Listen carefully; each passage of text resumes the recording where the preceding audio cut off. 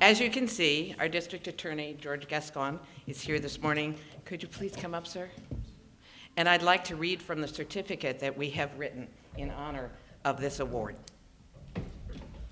The annual Women's Equality Day celebration recognizes members of our community who have gone above and beyond for all of us.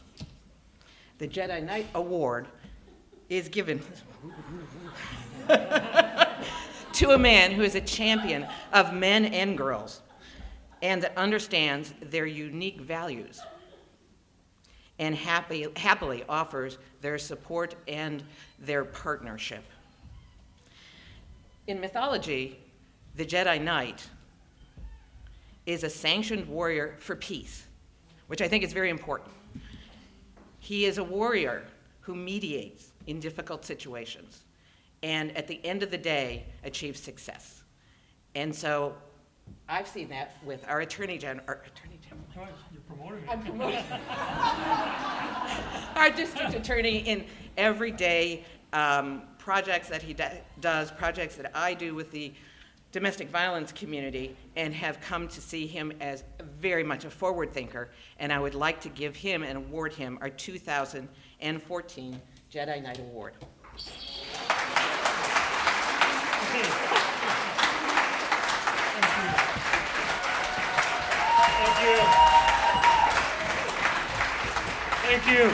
Thank you. This is truly an honor. I have to figure out how to turn this deadly weapon off, though. I want to make sure that. Okay, I guess I'll figure that out in a moment. But you know, there's a couple of things that I wanted to say, because I think that it's important that we recognize what is working and what is not working as well. And I think today is a day of dialogue, and I thought it would be really important to, first of all, I want to thank the domestic violence community and the community at large. Many of you were instrumental in my office getting a supplemental budget increase about a year ago, and it was hard fought. You know, there were a lot of people that fought against us, but we were reaching a crisis moment in our ability to deal with the handling of domestic violence cases in our office. We knew that often victims were being approached by the defense before we even had a chance to talk to them. They were being given, you know, quite frankly, sometimes they were threatened. We knew of cases where women were told that if they were to come forward, their significant other would be incarcerated, the significant other would be perhaps deported, that we were breaking up the families, and a lot of women continued to suffer in silence and would never come forward after the initial 911 call, which often, frankly, doesn't come from the victim, but comes maybe from a neighbor or a friend. And since we got that budget supplemental increase, we were able to add the number of victim advocates, paralegals, investigators, and lawyers.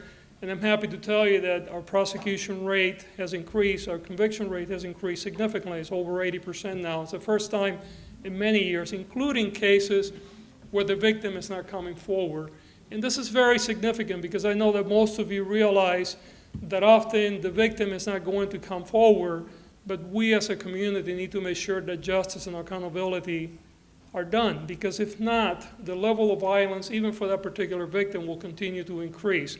We know that usually the low-level incidents are the ones that we want to get there very early on, because if we can intervene, actually we keep families together and we avoid the increase in violence. But we also know that evidence tells us that if we do not intervene early, the level of violence will continue to increase. And not only for that family, but for the future generations within that family, because we know that often young people that are raised, they're brought up in families where domestic violence is the norm, they themselves become abusers or victims as they grow up. So the good news is that we're doing a much, much better job. The bad news, and I don't want to call it a pattern because I think it's a very early development and we're just looking at it very closely, but in our office we're beginning to see the level of lethality in some of the cases that we're now facing increasing. and it's very disturbing. It's something that we're looking at it very closely because it's only sort of started to creep up this year. So I don't want to sound as an alarmist. It may not be a pattern. It might be just simply a fluke. But it's something that I think that we all need to look at and continue to follow this very closely, because if in fact this becomes a pattern, then there's something else that must be going on that we have to take a look at and try to get a better understanding. So I will continue to work with you to report in this process. I know that many of you know Liz Starkey, who is running the unit, and she's truly a champion, not only for women, but for victims everywhere. Over 30 years dealing with a lot of these cases. So we have a really good team in the office handling this. But I think that we need to collectively start analyzing what is going on and try to determine whether, in fact, this just happens to be just a small anomaly, or whether this is a pattern that is developing. If it is, we have to work together to make sure that we put a stop to it. But again, thank you very much. It's truly an honor. This will be proudly displayed in my office as well as this. Thank you.